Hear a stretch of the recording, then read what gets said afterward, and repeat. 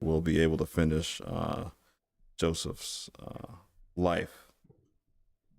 Uh, we learned that within a few verses, we go back to Genesis chapter 37, that Joseph doesn't have a very good relationship with his brothers. And that's putting it mildly. The reason for that is two things, really. One, Joseph is his father's favorite son. And then two, he was a snitch. He was a tattletale. He reported to his brothers. The first thing that we learn about Joseph in that verse is that he talks about his brothers and reports to his father a bad report about them. So we know that in life, and when you have brothers and sisters, being a tattle, being the one to always go to father and dad, and he did this and did that, never goes well with your brothers or sisters if you have any. Talked last week about my brother doing that to us, my young brother, all the time, and it was just one of those things where you just give them the look like, wait till they leave. You know what's going to happen when they leave. So just no one likes that, and that's what we read about Joseph. Is the first thing he is that he reports a bad report about them.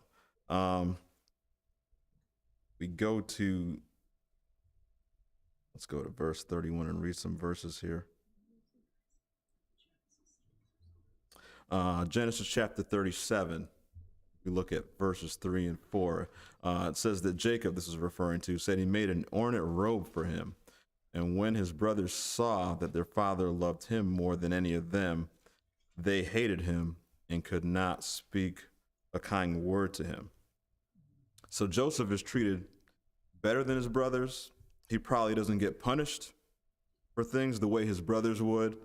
Doesn't have to do any of the work that they do. While they're working, he's in the house. And anytime he comes out to be with them, it's only to report back to their father what they're doing or not doing right.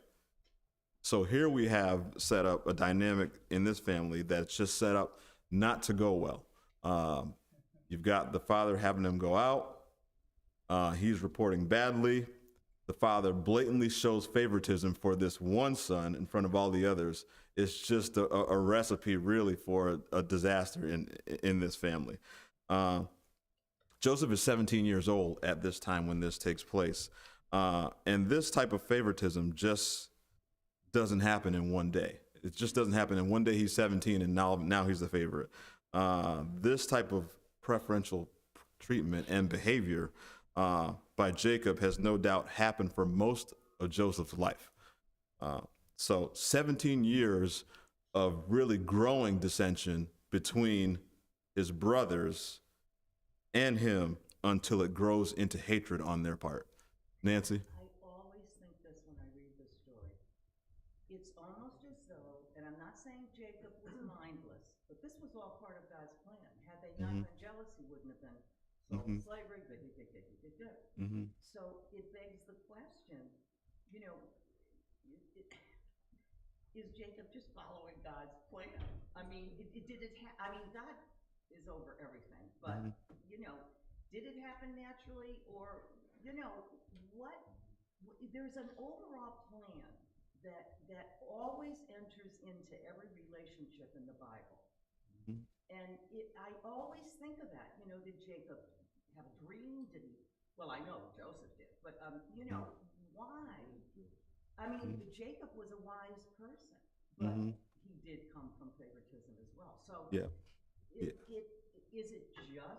I don't know. I just think God's hand is behind every single relationship. Yeah, we talked a little about this last week, where we talked about Jacob and his upbringing, and we know that Jacob was not his father's favorite. Esau was the favorite, and he was his mother's favorite. And I'm sure the pain and hurt of knowing that his father wanted Esau to be the one and the favorite over him, I'm sure, caused him a great deal of pain. But it's funny how no matter the character change that we saw in Jacob, you can't sometimes shake your upbringing and your family history. He ends up doing the same thing despite the hurt he felt he does the same thing with his sons and passes it on. And sometimes you just have to break that. Now, do I think back to what you were saying, with this had to happen? And we talked about this a little bit last week too. God probably God doesn't condone any sin that we do, but he can still use it.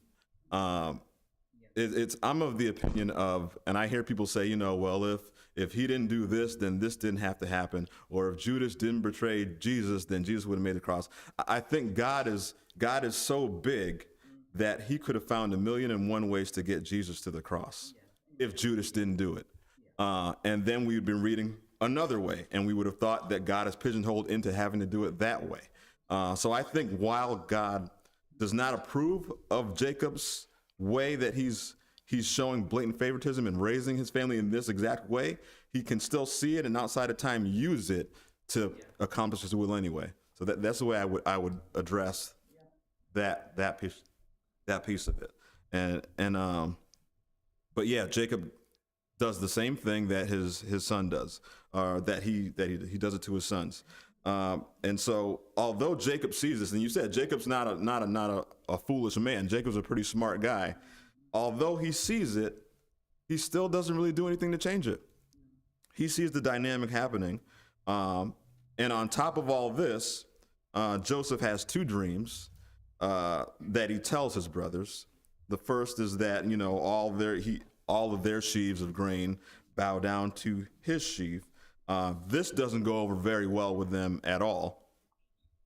And despite that fact, he still goes on and tells them the second dream. And I'm like, you know what? Even if we give Joseph a pass on the first time, can we really give him a pass the second time? He tells them about the dream of his, the sun and the moon and the stars bowing down to him. And the second time around, although these are dreams from God about the future, it may be that he's not telling them these dreams with entirely pure motives. Maybe the first time, not the second time, after knowing how they feel about him, he still does it anyway. And so now it also may have appeared to Joseph's brothers or been apparent to them that their father Jacob, maybe he is in fact grooming Joseph to be in fact rule over them. After all, he has a coat of many colors. He doesn't work like they do. That coat signifies he doesn't have to work the way they do. He's somehow maybe even above them. And they think with these dreams, maybe Jacob in fact is trying to groom him to rule over us. And they don't want to have any part of that. Todd? It's just a dream. Mm-hmm. Is it? I mean, at this point, it's just Mm-hmm. a dream. Yeah, it's just a dream. But if you couple that with him being treated favorably, him not having to do what they have to do, him starting to maybe even internalize a little bit of arrogance here that maybe I am here and they're here. It's one thing when you hear somebody, say this person's better. It's another when they start to act like it. Now, when he starts to dream that and you put all that together with his dream, my sheaves did this. Your sheaves bowed down to mine. The sun and moon and stars and 11 stars. How many brothers I have? 9, 10, 11. Yeah, 11 stars bowed down to me. You start to be like, okay, this is a bit much for them. So it's more than just the dream. It's the compilation of all those things happening together. And that's just the straw for them. Like, you know what? This is it. We're later for him. And that's where they are with that. So when he dreams that, they're not going to allow this to happen. So obviously we know one day Jacob sends, Joseph to see how his brothers are doing again, to spy on them, basically to see what they're doing. And they see Jacob coming afar off and they decide we're going to kill him. Because Reuben intervenes, they don't kill him, but they strip him of his robe and throw him into a pit. Now, as they're eating lunch, that just shows you the hardness of their heart, that they can eat lunch while he's in a pit screaming and beside himself, probably horrified. They're eating lunch, and a caravan of Ishmaelites, traders, on their way to Egypt is going by, and Judah says, you know what, let's not kill him, let's just sell him. And so he is sold into a life of slavery. While in Egypt, he's sold again to Potiphar, who's the captain of the guard to Pharaoh. Now, the interesting thing about Potiphar is he realizes that Joseph is blessed by the Lord. He becomes Potiphar's personal attendant. He realizes everything Joseph does is successful. So he elevates him, puts him in charge of everything that he owns. Things are finally starting to look up for Joseph, and that's really where we had picked off. And I forgot we should have just started with a word of prayer, so I'll just do that now really quickly. Heavenly Father, thank you for this time that we have together. Thank you for bringing us all here safely. This is the day that you have made. We will rejoice and be glad in it. We thank you for the lessons that we can learn in the lives of people that have lived before. I don't want to call them characters because we know that they are still alive and well. Jesus said of the God of Isaac, Abraham, and Jacob, he's the God of the living, not the dead. And so we can still learn from them the things that we need to learn. I pray right now that you continue to be with us during this study. Give us insight into what you have for each of us. Bless the rest of the service, and that the worship that happens there may be pleasing to you. I ask this in the name of your Son, Jesus Christ. Amen. Amen. So finally, things are starting to look up for Joseph, and that's really good. Now, when the Lord's favor and blessing is on somebody's life, it's not something that's missed. Not to the Christian, not even to the unbeliever. They might not exactly know what it is, but they know it's something. There's something about this guy that's different. Not sure. When the Lord is with you, people know it. In Genesis chapter 39, verse 4, it says, Joseph found favor in his eyes and became his attendant. Potiphar put him in charge of his household, and he entrusted to his care everything that he owned. Now, I'm pretty sure Potiphar was not familiar with the God of Israel, the God of Abraham, but he knew enough to know this wasn't normal. There is something different about Joseph. Joseph wasn't just good at any one particular task. Verse 3, we go back, says anything that Joseph did was successful. Anything. When his master saw the Lord was with him and that the Lord gave him success in everything he did. That's not normal for somebody to be a jack of all trades like that. Everything he touches, it's like the Midas touch. Everything he touches turns to gold. He's like, this isn't normal. So he puts him over everything in his house. And it says from that time on, actually, let's go to verse 4. Potiphar put him in charge of his household, and he entrusted to his care everything he owned. That's pretty substantial for somebody that he had just bought not too long ago as a slave. Turns everything over to him. Now, I don't think that Potiphar instantly said, Joseph, you're in charge of everything. I think this was a continued progression. He saw that whatever Joseph did worked, was successful. Okay, Joseph was successful here. All right, Joseph, I'm going to purchase some cattle. What do you think about this? Should I buy these? How much? Joseph, no, you should, that's too much. You should buy them for this amount and then sell it for this. All of a sudden, it's successful. Let's see how Joseph does in purchasing fields. Success. How does he handle meetings with my officials? Success. Let me put him over my servants. See how he does with that. Success. Potiphar just kept adding responsibilities to Joseph's plate until eventually Joseph was running his entire household. I think that's just how it happened. I don't think he just gave him everything. I think all of a sudden he started to give him things and saw that he was gifted at this, and this, till eventually he's just running the entire household. Verse 35, from the time he put him in charge of his household and all that he had owned, the Lord blessed the household of the Egyptian because of Joseph. The blessing of the Lord was on everything Potiphar had, both in the house and in the field.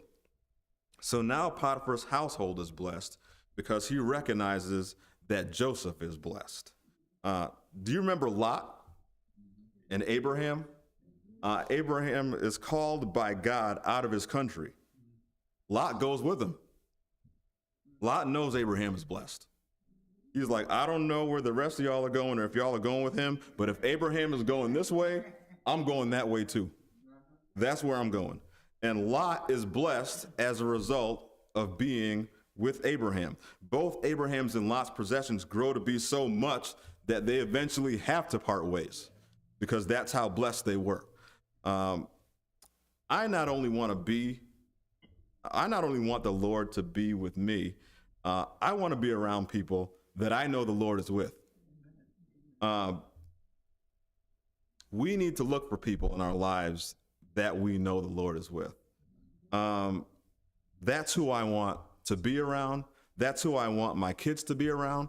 What can I learn from them? How is God blessing their lives? What is God doing in their life? And what are they doing that I need to be doing?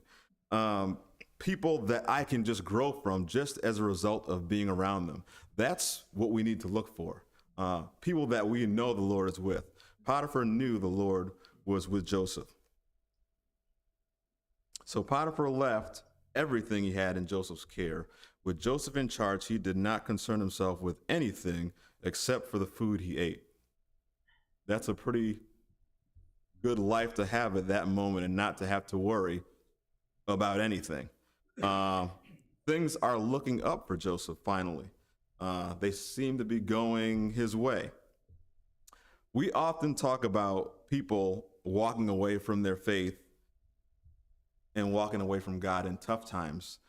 But we can also walk away from God when things are going well. And we don't realize that that's as much of a danger as things not going well. Do we remember, and like I'll say, just sometimes it's hard to follow God in the good times as it is, in the hard times. Do you remember the book of Joshua and the Israelites when they're about to go into the land of Canaan? And Joshua says, before we take the land and before you go in, and after you build your big houses and your vineyards, don't forget the Lord and don't forget that it was he who gives you the power to get wealth. But we know they forget. It's just as much of a pitfall. Success is as much as struggle. We remember in Proverbs chapter 30, verse 8 and 9, it says, keep falsehood and lies far from me. Give me neither poverty nor riches, but give me only my daily bread. Otherwise, I may have too much and disown you and say, who is the Lord? Or I may become poor and steal and dishonor the name of my God. Too much. This is the writer that realizes the danger of either extreme. Too much, and who's God? Too little? Well, where's God and why isn't he helping me? But he says, just give me just enough. Matthew chapter 6, after the disciples say, teach us to pray, Jesus says, give us this day our daily bread. He doesn't say, give us bread for the rest of the week, for the month. We don't usually see too much as a temptation, but it can be a pitfall. Any thoughts on that before we move on? Walter? Some people are successful, and if they make $100, it's easy to give $10. But when they make $3,000 and then they have to give $300, all of a sudden they see the money. Mm-hmm. Yeah, and that's a principle that you kind of almost have to have in place, where I'm giving this regardless, and you don't get to the 3,000 until you're faithful with the 1,000. He says, I've seen you faithful over little, and now I'll give you this. And if you're struggling with, I'm not going to give 10 cents for the dollar that I give. I could buy a pack of Now Laters with that. I could go to the vending machine and buy a stick of gum. I'm giving my age away back now. Back in the day when I used to go to the drugstore and stuff used to be 10 cents. But if you don't do it then, it sets up the precedent for you not to do it. Then when you're faithful, then you get more to be faithful with. And we'll see that with Joseph in both circumstances, good and bad. He doesn't abandon God. Now Joseph was handsome and well built. After a while, his master's wife took notice of Joseph and said, "Come to bed with me." But he refused. "With me in charge," he told her, "my master does not concern himself with anything in the house. Everything he owns, he has entrusted to my care." Now Potiphar's wife starts to notice Joseph. This may not just have been because he was well built and handsome, which I'm sure that helped with her noticing him, but it may have been that at that time Joseph's status was coming up. She didn't recognize him or see him when he was just a lowly, meager slave. But now he's no longer seen as a Hebrew slave or even a servant for that matter. He's the one that's over all the servants, telling them what to do. He's the one overseeing the businesses of Potiphar, over his affairs. Aside from Potiphar, Joseph in this house was the most powerful man now. And that may have also been attractive to her as well, where she starts to notice him now and doesn't see him as the slave and the servant anymore. And so she's attracted and then approaches him that way. Joseph says, "No one is greater in this house than I am. My master has withheld nothing from me except you, because you are his wife. How then could I do such a wicked thing and sin against God?" So although Joseph is being blessed and he's in a foreign land, he hasn't forgotten about God. And what does he say to her? Not only is this wrong to Potiphar, it's a wicked thing to do, and it's a sin against God. Interesting that he puts that right up front. When I think of infidelities that happen in marriages and you see these other affairs and inappropriate relationships that begin, they usually start down the wrong path because the person that initiates the wrong advances or behavior isn't checked right when they do it. They sort of just, let it go. I won't say anything. I won't address it. And before you know it, and maybe that person on the receiving end doesn't say anything, or maybe they're even flattered by it. We don't know. And then before you know it, it escalates. There's more inappropriate behavior. And then before we know it, there's unfaithfulness. Joseph doesn't sugarcoat what's happening at that moment. He's not flattered. He doesn't consider it harmless flirtation. He says it's wrong, it's wicked, and it's a sin against God. Nick. Yeah, it's such a snare to him because if he had given in, you think if she would have something over him, and it wouldn't have been the last time. It would have continued, and then at some point he would have gotten caught and probably hanged. Yeah. There was just no way out of this. Yeah, this is a tough spot for Joseph actually to really be in. But he puts it right there, whereas people sometimes will be flattered by it or say, you know what, well, I really shouldn't. He goes, boom, this is it. It's wrong. And he gives it to her in three different ways. It's wrong to Potiphar, it's wicked, and it's a sin against God. He just puts it right there, right in front of Sam. Yeah, I was going to say that earlier when he was with his brothers, we saw like he had that attitude of arrogance and pride kind of creeping up. But here, this would have been a real prideful thing, like, oh, I can get his wife. But he kind of cut that off. So it shows that he matured from that arrogance. Yeah, God's worked on him, and his character is changing, and he realizes it. And like we were saying last week, you know what? Things weren't going well for Joseph at first. He's in a foreign land. He could have been like, you know what? God has forgotten about me. Why can't I just enjoy life and get what's coming to me? I deserve this. I deserve some happiness. And he doesn't do that.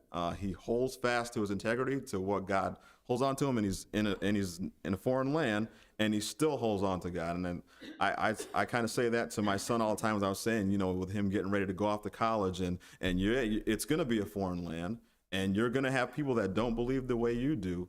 You're going to have to remember who you are. And Joseph doesn't forget who he is in this moment. Now, aside from that, he drew a line in the sand clearly, and he made sure there was no confusion about where he stood on this. Verse 10 says, "And though she spoke to Joseph day after day, he refused to go to bed with her or even be with her." The boldness and crassness, really, of her approach to Joseph indicates to me this isn't her first time doing this. I think she's already been unfaithful to Potiphar.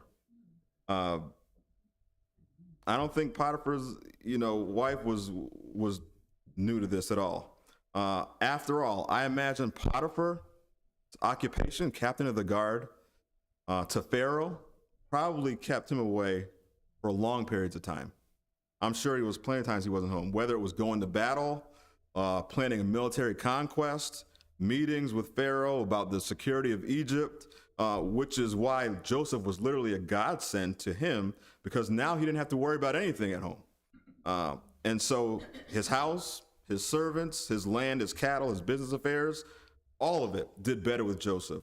So I would imagine even with that, he was probably home even less with Joseph there. But again, it leaves his wife to her own devices and unintended, and by herself. And so while I don't believe this is the first time she's approached a servant like this, I do believe it's the first time she was refused.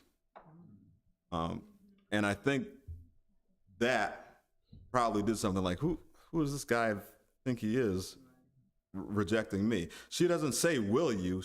It's a demand on her part. She's Potiphar's wife. It seems to me like she's used to getting what she wants. And it says, although she spoke to him day after day, he refused to go to bed with her or even be with her. Verse 11, one day he went into the house to attend his duties, and none of the household servants was inside. You find that a little strange? What are the chances? I'm imagining that Potiphar, as captain of the guard, has a pretty big house and a slew of servants. What are the chances that none of the servants are inside? That doesn't happen unless it's made to happen.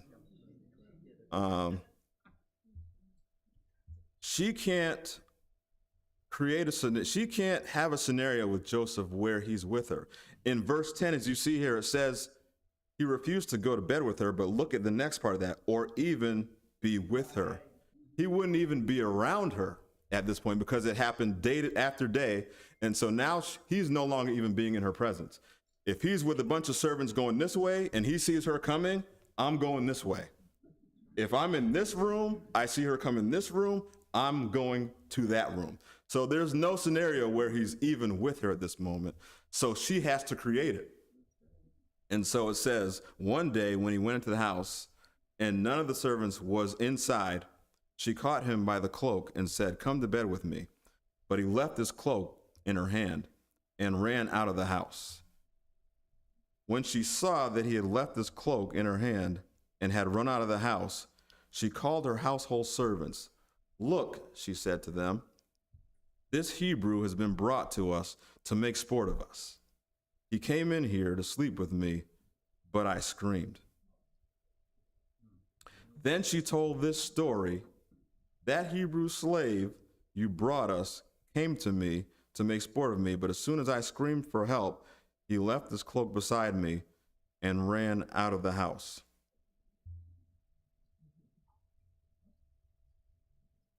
When his master heard the story his wife told him, saying, this is how your slave treated me, he burned with anger. Joseph's master took him and put him in prison, the place where the king's prisoners were confined. Wow, what a turn of events here for Joseph.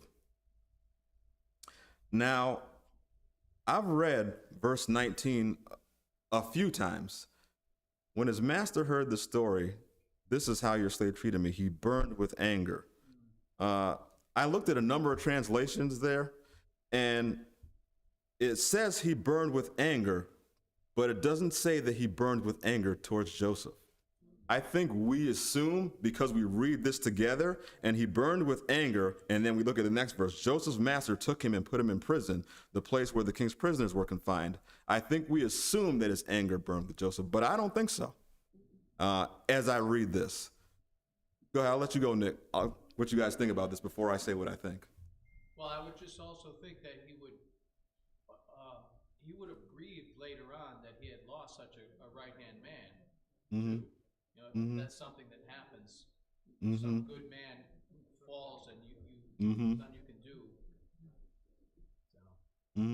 Nancy? Men are weak when it comes to, and please don't take this the wrong way. This is just one aspect. I love you guys. And I love my husband. But what I'm saying is, when it comes to a book, she was probably very gorgeous. He burned with anger. Okay, and so we don't even, there's no judge, there's no court. He just, well, he rules, and he immediately put him in prison.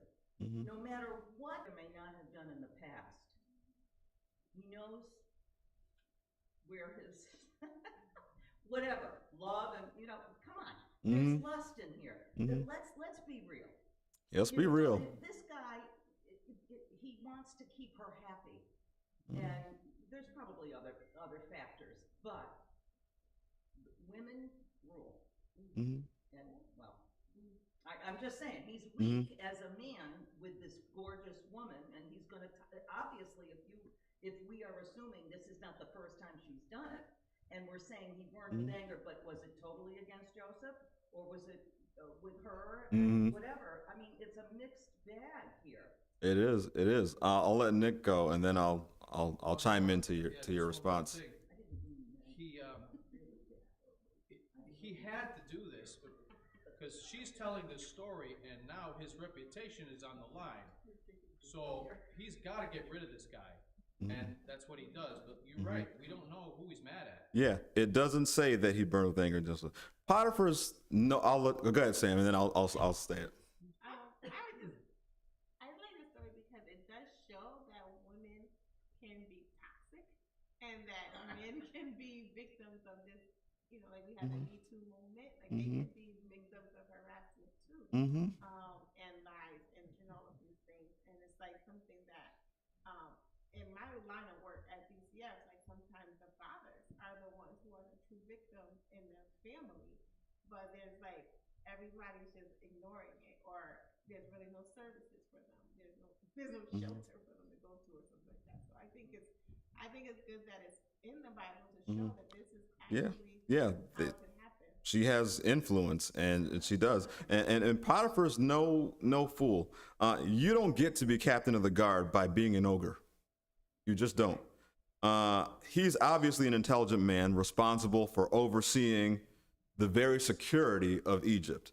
Wise, versed in military strategy and schemes, adept at killing. This is Potiphar. Do you really think that this man, this soldier, this warrior, if he really believed that Joseph tried to rape his wife, that he doesn't kill him on the spot? Think about that. This is a man that's thought about this. He's a smart man, and he knows Joseph. And although he knows Joseph, he knows his wife even better. But he's got to do something.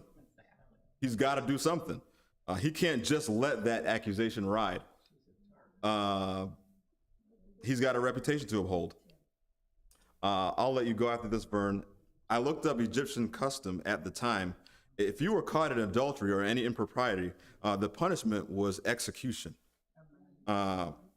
So, best scenario, even if Potiphar thinks it's adultery or impropriety, at worst, he's got to kill his wife and Joseph. So he's thought about this. So the best he can do, because he knows, I don't believe that he believes Joseph did this for a second, is to throw him in jail. Burn? What really makes a man burn with anger? Unfaithfulness. Mm-hmm. And he knew it was going on. There's no doubt about it. Yeah. Yeah, I have no doubt he burned with anger, and I'm pretty sure it wasn't Joseph. Go ahead. Yeah, we're thinking that he was burned of anger due to the fact that he had to put his friend in jail until they find out what the real story was. Mm-hmm. You know, Yeah. because he may have known that his wife might have been, unfaithful to him too. I mean, before, but now he had it. Now really, Yeah, it's in his face now. So now we gotta really find out the fact. Yeah, it's in his face. So he's got to deal with it now, and he can't avoid it. But yeah, but I had never really looked at that before. And I said burn with anger. You always assume it's Joseph because he throws him in jail, but I don't think that it is. Stan? It is kind of reminiscent of the cistern. Because here again, Joseph is being thrown into jail for something that really wasn't his fault. Mm-hmm. Didn't do. But like Nancy was saying before, that God has a plan. Mm-hmm. Now, God had to elevate him to another position, not Potiphar's servant, Mm-hmm. to do what had to be done in the future. Mm-hmm. But the way it happened is remnants of Yeah. his brother Strowman. Yeah, it's exactly reminiscent. It seems like he can't catch a break at all. Joseph, every time it appears that he moves forward, he gets knocked back 3 or 4 steps. It appears. I think if anyone ever had a reason to say, why are these things happening to me, it's Joseph. In obedience to his father to go to his brothers, he gets stripped of his robe, thrown in a pit, and sold to slavery. Now, in obedience to God, he gets stripped of his robe and thrown in prison. Can't avoid it. I was reading Psalms this week, and I came across one that I hadn't paid much attention to until this lesson. Psalms 105, verse 15 to 19, saying, touch not my anointed ones, do my prophets no harm. When he summoned a famine on the land and broke all supply of bread, he had sent a man ahead of them, Joseph, who was sold as a slave. His feet were hurt with fetters. His neck was put in a collar of iron, until what he had came to pass. The word of the Lord tested him. The word of the Lord tested him. What was the word of the Lord to Joseph? Yeah, he had 2 dreams.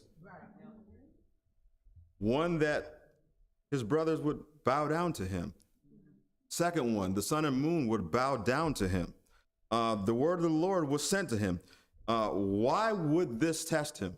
Why did it say the word of the Lord tested him? This tested him because everything that's happening to him in his life at this moment proves to be the opposite of what's happening. So it says the word of the Lord tested him. Sight is the enemy to vision. God had given Joseph a vision of what would happen. What his eyes see around him show him just the opposite of that. It can be that way with us. We can look physically with our eyes instead of through the eyes of faith. And what we see can be the enemy to vision, what God actually truly has for us. Job went through the same thing. He had everything, he lost everything, but he was still faithful to God. That's true.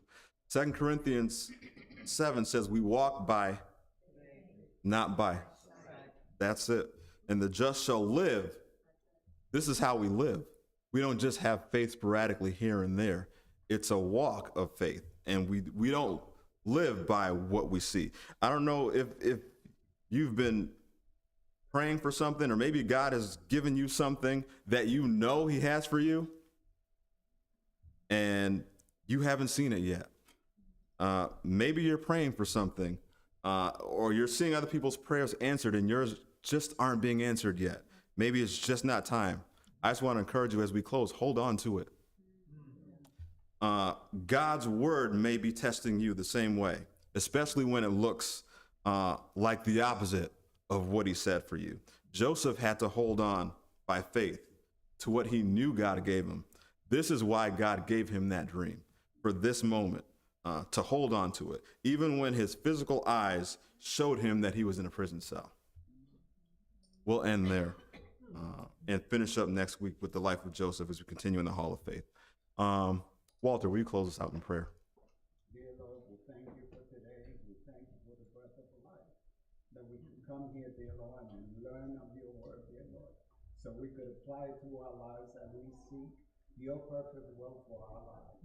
In Jesus' name, amen. Amen.